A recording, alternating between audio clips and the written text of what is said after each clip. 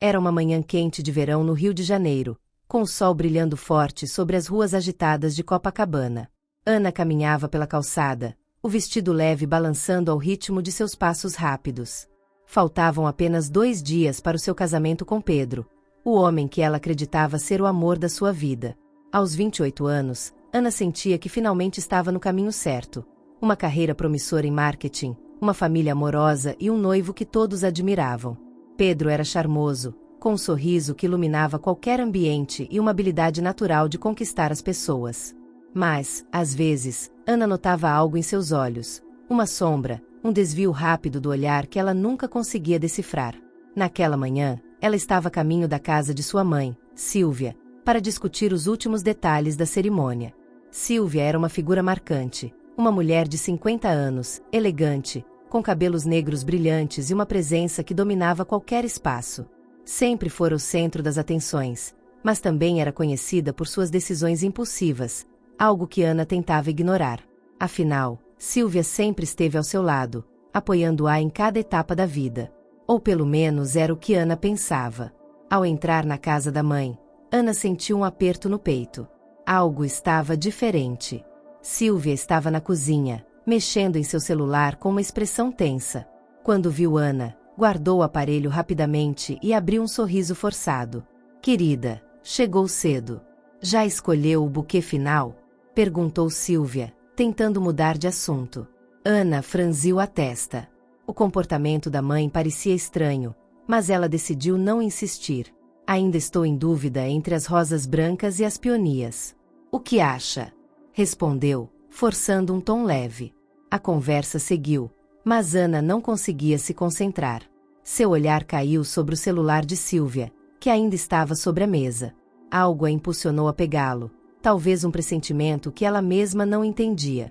Sílvia estava no banheiro, e Ana, com o coração acelerado, desbloqueou o aparelho. A senha era o aniversário dela, algo que Sílvia nunca mudava.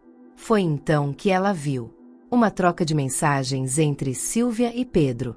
Palavras que fizeram o mundo de Ana desabar. "Não posso parar de pensar em você", dizia uma mensagem de Pedro. "Foi um erro, mas não consigo me arrepender", respondia Sílvia. Ana sentiu o chão desaparecer sob seus pés. Sua mãe. Seu noivo. Na véspera do casamento. Ela largou o celular como se ele queimasse suas mãos. Lágrimas começaram a se formar, mas ela as engoliu. Não podia desmoronar. Não agora. Ana respirou fundo, tentando organizar os pensamentos. Cancelar o casamento? Confrontar os dois ali mesmo? Não. Ela queria que eles sentissem o peso do que fizeram.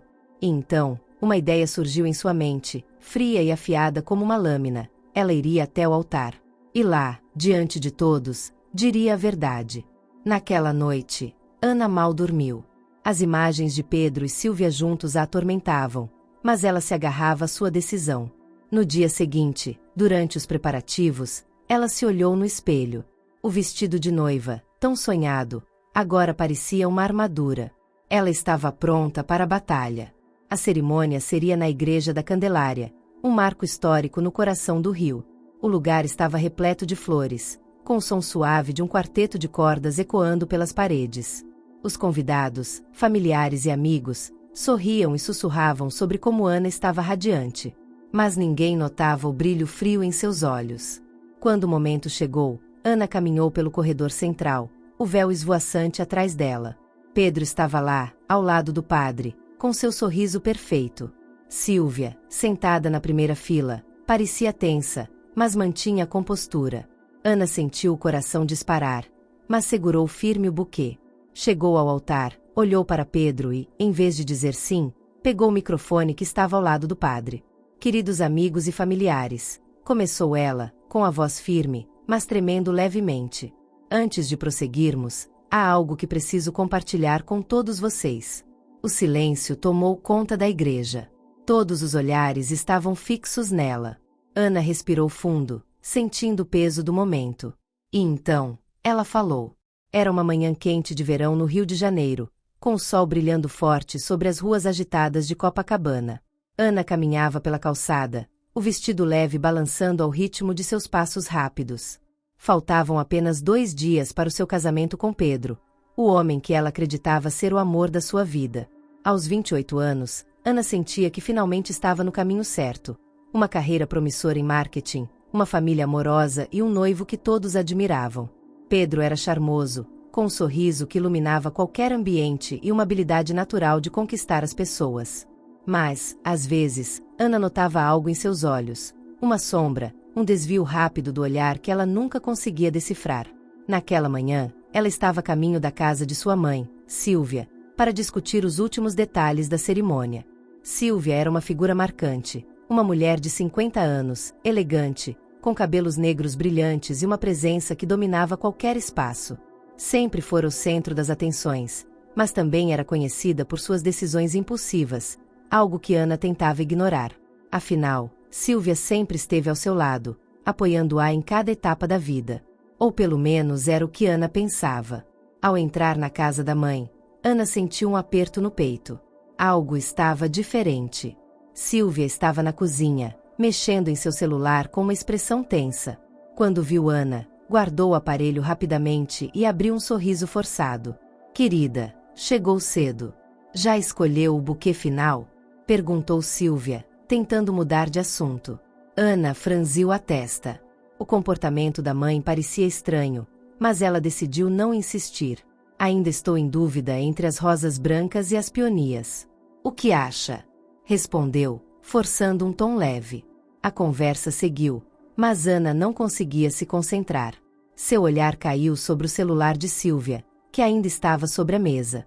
Algo a impulsionou a pegá-lo, talvez um pressentimento que ela mesma não entendia. Sílvia estava no banheiro, e Ana, com o coração acelerado, desbloqueou o aparelho. A senha era o aniversário dela, algo que Sílvia nunca mudava. Foi então que ela viu uma troca de mensagens entre Sílvia e Pedro. Palavras que fizeram o mundo de Ana desabar. Não posso parar de pensar em você, dizia uma mensagem de Pedro. Foi um erro, mas não consigo me arrepender, respondia Sílvia. Ana sentiu o chão desaparecer sob seus pés. Sua mãe. Seu noivo. Na véspera do casamento. Ela largou o celular como se ele queimasse suas mãos. Lágrimas começaram a se formar, mas ela as engoliu. Não podia desmoronar. Não agora.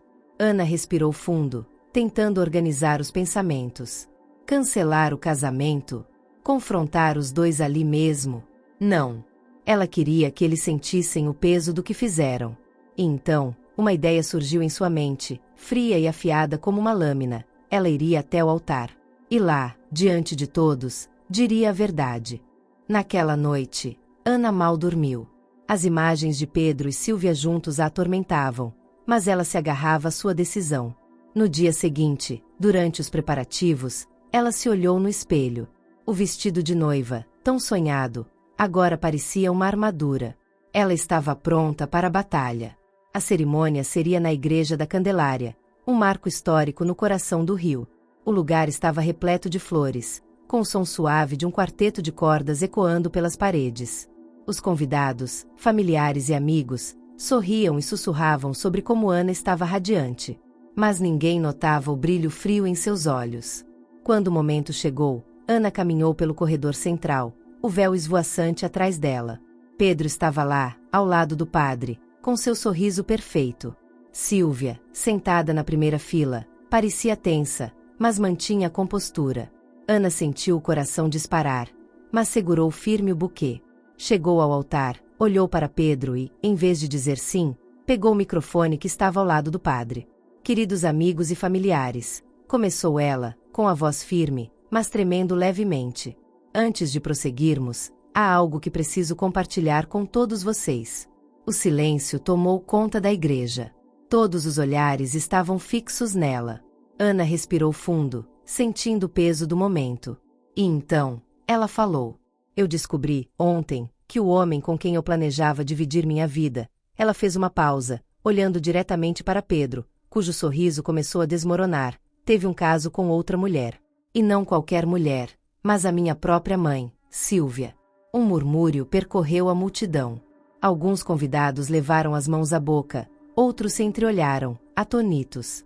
Sílvia se levantou da cadeira, o rosto pálido, os olhos arregalados.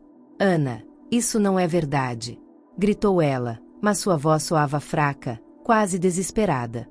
Pedro, por sua vez, tentou manter a calma. Ana, querida, você está nervosa. Vamos conversar em particular, disse ele, estendendo a mão como se pudesse apaziguar a situação. Ana riu, um riso amargo que ecoou pela igreja. Conversar? Como você conversou com a minha mãe na noite passada?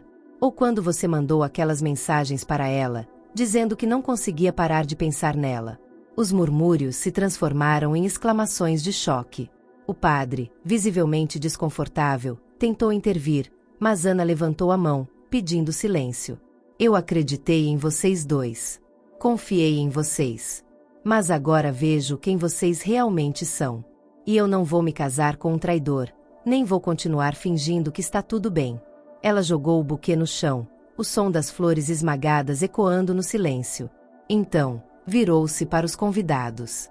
Agradeço a todos por terem vindo, mas não haverá casamento hoje. Ou nunca. Sem olhar para trás, Ana caminhou pelo corredor da igreja, os saltos ecoando como trovões. Lágrimas escorriam por seu rosto, mas elas enxugava com raiva. Atrás dela, o caos se instalava, vozes exaltadas, o choro de alguns familiares, as tentativas de Sílvia e Pedro de se explicarem. Mas Ana não ouvia. Ela saiu da igreja, sentindo o ar quente do rio bater em seu rosto, misturado com a brisa salgada do mar. Na rua, parou por um momento, olhando para o horizonte onde o pão de açúcar se erguia contra o céu azul. Seu peito doía, mas, ao mesmo tempo, ela sentia um alívio que não conseguia explicar. Era como se, ao dizer a verdade, ela tivesse se libertado de um peso que nem sabia que carregava. Mas a liberdade vinha com um preço. Nos dias seguintes, Ana enfrentou o julgamento de muitos. Alguns amigos a apoiaram, admirando sua coragem, mas outros a criticaram por expor a família em público. Você poderia ter resolvido isso em particular, disse uma tia em um telefonema. Agora, todos vão falar disso por anos. Ana desligou o telefone sem responder. A conversa com Sílvia foi inevitável.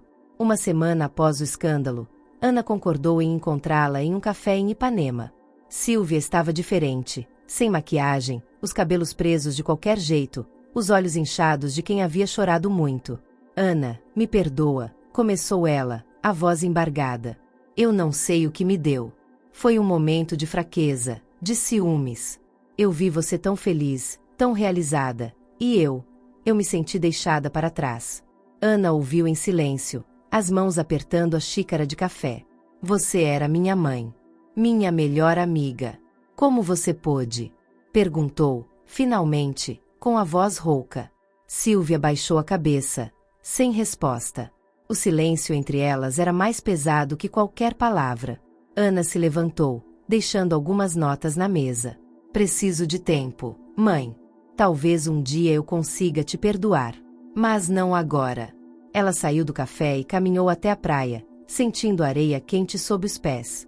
O som das ondas a acalmava, mas também a fazia pensar no futuro. O que faria agora? O apartamento que dividia com Pedro já não era mais seu lar. A vida que ela havia planejado desmoronara. Mas, em meio à dor, Ana sentia uma fagulha de esperança. Ela era mais forte do que pensava. Decidiu deixar o Rio. Florianópolis, com suas praias tranquilas e um ritmo mais leve, parecia o lugar perfeito para recomeçar. Ana conseguiu uma transferência no trabalho e, em poucas semanas, estava em um novo apartamento, com vista para o mar. A cidade nova trouxe novos rostos, novas amizades. Ela começou a frequentar aulas de yoga, a correr na orla, a redescobrir quem era sem o peso das expectativas alheias. Às vezes, pensava em Sílvia e Pedro. Imaginava se eles ainda se falavam, se sentiam remorso. Mas essas perguntas já não a consumiam como antes. Ana aprendeu que sua felicidade não dependia deles, nem de ninguém. Em uma noite estrelada, enquanto caminhava pela praia de Jurerê, ela olhou para o céu e sorriu. Pela primeira vez em muito tempo, sentiu que estava exatamente onde deveria estar. Era uma manhã quente de verão no Rio de Janeiro, com o sol brilhando forte sobre as ruas agitadas de Copacabana. Ana caminhava pela calçada, o vestido leve balançando ao ritmo de seus passos rápidos. Faltavam apenas 2 dias para o seu casamento com Pedro, o homem que ela acreditava ser o amor da sua vida. Aos 28 anos, Ana sentia que finalmente estava no caminho certo. Uma carreira promissora em marketing, uma família amorosa e um noivo que todos admiravam. Pedro era charmoso, com um sorriso que iluminava qualquer ambiente e uma habilidade natural de conquistar as pessoas. Mas, às vezes, Ana notava algo em seus olhos, uma sombra, um desvio rápido do olhar que ela nunca conseguia decifrar. Naquela manhã, ela estava a caminho da casa de sua mãe, Sílvia, para discutir os últimos detalhes da cerimônia. Sílvia era uma figura marcante, uma mulher de 50 anos, elegante, com cabelos negros brilhantes e uma presença que dominava qualquer espaço. Sempre fora o centro das atenções, mas também era conhecida por suas decisões impulsivas, algo que Ana tentava ignorar. Afinal, Sílvia sempre esteve ao seu lado, apoiando-a em cada etapa da vida. Ou pelo menos era o que Ana pensava. Ao entrar na casa da mãe, Ana sentiu um aperto no peito. Algo estava diferente. Sílvia estava na cozinha, mexendo em seu celular com uma expressão tensa. Quando viu Ana, guardou o aparelho rapidamente e abriu um sorriso forçado. Querida, chegou cedo. Já escolheu o buquê final? Perguntou Sílvia, tentando mudar de assunto. Ana franziu a testa. O comportamento da mãe parecia estranho, mas ela decidiu não insistir. Ainda estou em dúvida entre as rosas brancas e as peonias. O que acha? Respondeu, forçando um tom leve.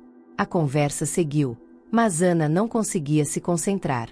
Seu olhar caiu sobre o celular de Sílvia, que ainda estava sobre a mesa. Algo a impulsionou a pegá-lo, talvez um pressentimento que ela mesma não entendia. Sílvia estava no banheiro, e Ana, com o coração acelerado, desbloqueou o aparelho. A senha era o aniversário dela, algo que Sílvia nunca mudava. Foi então que ela viu uma troca de mensagens entre Sílvia e Pedro. Palavras que fizeram o mundo de Ana desabar. Não posso parar de pensar em você, dizia uma mensagem de Pedro. Foi um erro, mas não consigo me arrepender, respondia Sílvia. Ana sentiu o chão desaparecer sob seus pés. Sua mãe. Seu noivo. Na véspera do casamento. Ela largou o celular como se ele queimasse suas mãos. Lágrimas começaram a se formar, mas ela as engoliu. Não podia desmoronar. Não agora. Ana respirou fundo, tentando organizar os pensamentos. Cancelar o casamento? Confrontar os dois ali mesmo? Não. Ela queria que eles sentissem o peso do que fizeram. E então, uma ideia surgiu em sua mente, fria e afiada como uma lâmina. Ela iria até o altar. E lá, diante de todos, diria a verdade. Naquela noite, Ana mal dormiu. As imagens de Pedro e Sílvia juntos a atormentavam, mas ela se agarrava à sua decisão. No dia seguinte, durante os preparativos, ela se olhou no espelho. O vestido de noiva, tão sonhado, agora parecia uma armadura. Ela estava pronta para a batalha. A cerimônia seria na Igreja da Candelária, um marco histórico no coração do Rio. O lugar estava repleto de flores, com o som suave de um quarteto de cordas ecoando pelas paredes. Os convidados, familiares e amigos, sorriam e sussurravam sobre como Ana estava radiante. Mas ninguém notava o brilho frio em seus olhos. Quando o momento chegou, Ana caminhou pelo corredor central, o véu esvoaçante atrás dela. Pedro estava lá, ao lado do padre, com seu sorriso perfeito. Sílvia, sentada na primeira fila, parecia tensa, mas mantinha a compostura. Ana sentiu o coração disparar, mas segurou firme o buquê. Chegou ao altar, olhou para Pedro e, em vez de dizer sim, pegou o microfone que estava ao lado do padre. Queridos amigos e familiares, começou ela, com a voz firme, mas tremendo levemente. Antes de prosseguirmos, há algo que preciso compartilhar com todos vocês. O silêncio tomou conta da igreja. Todos os olhares estavam fixos nela. Ana respirou fundo, sentindo o peso do momento. E então, ela falou. Eu descobri, ontem, que o homem com quem eu planejava dividir minha vida. Ela fez uma pausa, olhando diretamente para Pedro, cujo sorriso começou a desmoronar. Teve um caso com outra mulher. E não qualquer mulher, mas a minha própria mãe, Sílvia. Um murmúrio percorreu a multidão. Alguns convidados levaram as mãos à boca, outros se entreolharam, atonitos. Sílvia se levantou da cadeira, o rosto pálido, os olhos arregalados.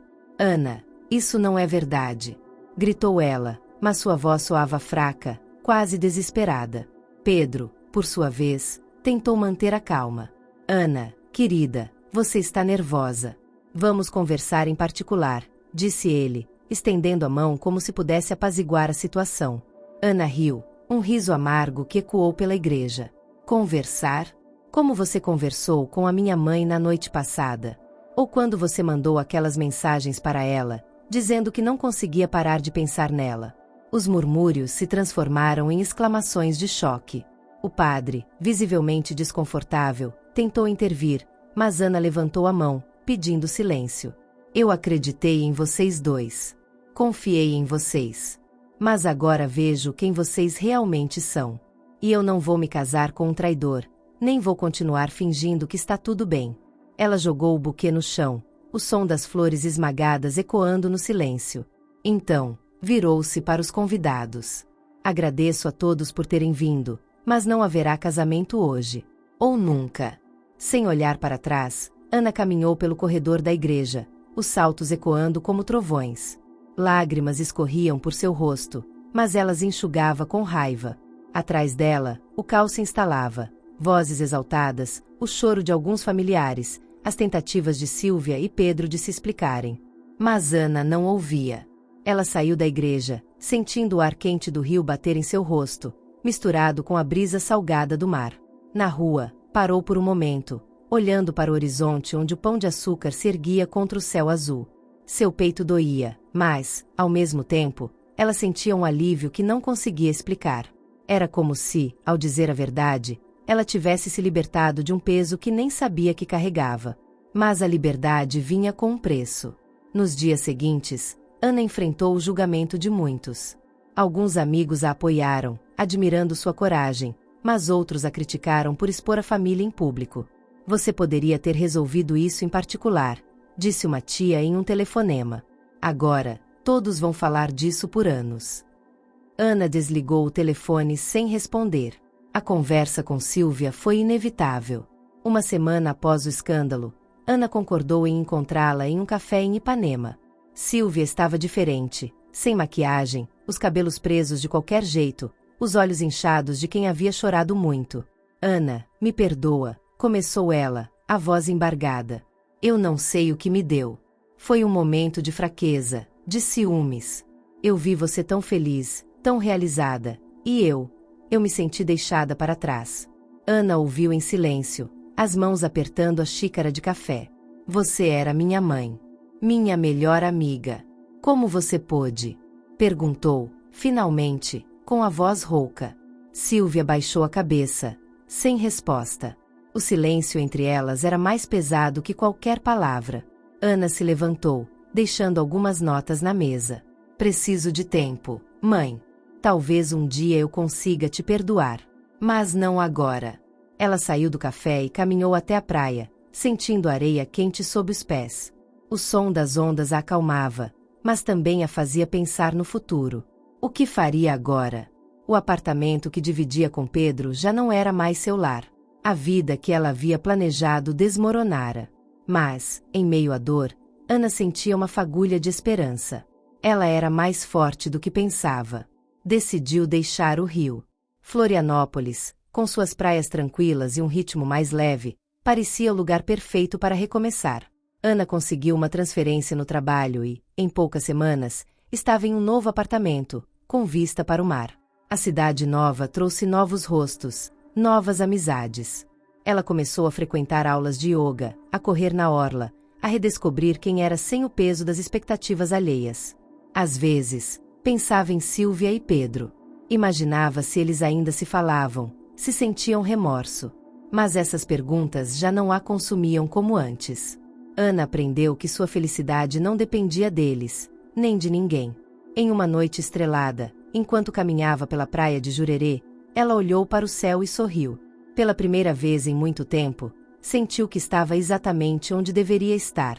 Os meses em Florianópolis passaram como uma brisa suave. Ana se adaptou rapidamente à nova vida. Seu trabalho na agência de marketing local era desafiador, mas gratificante. Ela liderava campanhas para marcas regionais, e a criatividade que antes canalizava para planejar seu futuro com Pedro agora fluía em ideias inovadoras que impressionavam seus colegas.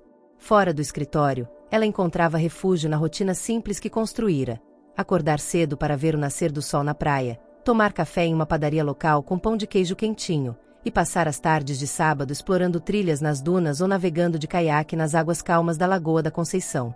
Foi em uma dessas tardes, enquanto remava sob o sol quente, que conheceu Clara, uma instrutora de caiaque com um sorriso fácil e uma energia contagiante. Clara era o oposto de Ana, espontânea, descomplicada, alguém que vivia o momento sem se preocupar com o amanhã. As duas começaram a conversar, e logo as saídas de caiaque se tornaram encontros regulares. Clara contava histórias sobre suas viagens pelo mundo, enquanto Ana, hesitante no início, começou a compartilhar pedaços de sua própria história. Não mencionou o escândalo do casamento, mas falou sobre a necessidade de se reinventar, de encontrar um propósito maior. Sabe, Ana, às vezes a vida te joga no chão só para te ensinar a levantar mais forte, disse Clara, enquanto descansavam na margem da lagoa, com os pés na água. Você parece alguém que já aprendeu isso. Ana sorriu, mas não respondeu. As palavras de Clara ecoavam em sua mente. Ela estava, de fato, se reconstruindo. Mas havia momentos em que a dor do passado ainda a alcançava. Certa noite, enquanto organizava seu apartamento, encontrou uma foto antiga. Ela, Sílvia e seu pai, rindo em um churrasco de família anos atrás, antes de tudo mudar. Seu pai falecera quando Ana tinha 20 anos, e desde então, Sílvia havia sido sua âncora. Ver aquela foto trouxe de volta a raiva, a tristeza, mas também uma saudade que Ana não queria admitir. Decidiu escrever uma carta para Sílvia. Não para enviar, mas para colocar no papel tudo o que sentia. Sentada à mesa da cozinha, com o som do mar ao fundo, ela escreveu: Querida mamãe, não sei se algum dia vou entender por que você fez o que fez. Você era minha heroína, a pessoa que eu admirava acima de tudo. Quando descobri o que aconteceu com você e Pedro, senti que perdi não só meu noivo, mas também você. Ainda dói. Mas estou aprendendo a viver sem essa dor. Estou aprendendo a ser eu mesma, sem carregar o peso do que os outros esperam de mim. Talvez um dia possamos conversar de novo, mas por enquanto, preciso me encontrar primeiro. Ana dobrou o papel e o guardou em uma gaveta. Escrever a carta foi como soltar um pouco do peso que ainda carregava. Nos dias seguintes, sentiu-se mais leve, mais presente. Começou a se abrir mais com Clara e outros amigos que fez em Florianópolis. Participava de rodas de samba, experimentava pratos novos em feiras locais e até se arriscou a pintar, algo que não fazia desde a adolescência. Cada pequena conquista era um passo em direção a uma Ana que ela mal conhecia, mas que estava começando a amar. Um ano após o casamento cancelado, Ana recebeu uma ligação inesperada. Era sua tia, a mesma que a criticara por expor o escândalo. Ana, sua mãe não está bem, disse ela, com a voz grave. Ela está no hospital. Não é nada grave, mas ela sente muito a sua falta. Ana ficou em silêncio, o coração apertado. Parte dela queria ignorar a notícia, seguir em frente sem olhar para trás. Mas outra parte, aquela que ainda guardava as memórias da mãe que a abraçava quando criança, sentiu um vazio. Ela não respondeu imediatamente, mas prometeu pensar no assunto. Naquela noite, Ana caminhou até a praia, como fazia sempre que precisava refletir. O céu estava claro, com estrelas brilhando intensamente. Ela pensou em tudo o que havia passado: a traição, a coragem de falar a verdade, a jornada para se redescobrir. E, pela primeira vez, considerou a possibilidade de perdoar. Não por Sílvia, mas por si mesma. Perdoar não significava esquecer, mas talvez significasse abrir espaço para algo novo. Enquanto as ondas quebravam suavemente na areia, Ana tomou uma decisão. Ela voltaria ao rio, mas não como a Ana que partirá. Ela voltaria como alguém que havia aprendido a se levantar, mais forte, mais inteira. E, quem sabe, talvez pudesse encontrar uma maneira de reconstruir o que restava de sua relação com Sílvia. Ou, pelo menos, tentar.